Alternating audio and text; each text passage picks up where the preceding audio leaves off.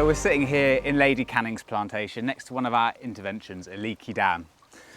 So I'm going to try and demonstrate what the point of these interventions are. So this is the Limb Brook here, which then flows into the river sheaf and down through Dun. Rivers have a job, that is to convey water from upstream to downstream, and they can get overworked and have too much water at once and flood their banks. So I've got in front of me here a makeshift river downstream. And a lot of water. So when there's a lot of rain coming on the catchment at once, it all shoots down and it comes into the main river very, very fast.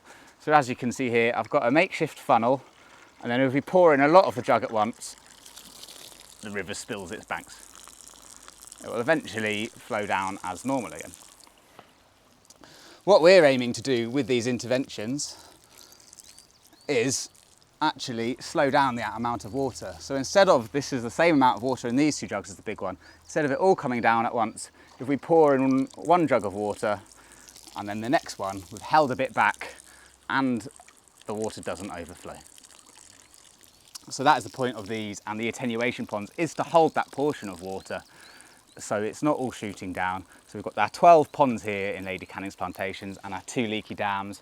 We're going to have some more ponds and whirlow playing fields, and later on 40 more leaky dams to attempt to hold back the water to give it a bit of temporal, a bit of a break so it's not all shooting down at once. This is our leaky dam here, and how does that work then?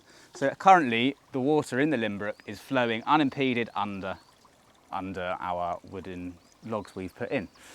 When the water is higher, when the river's in flood, that water will become impounded and back up against these logs and fill this area.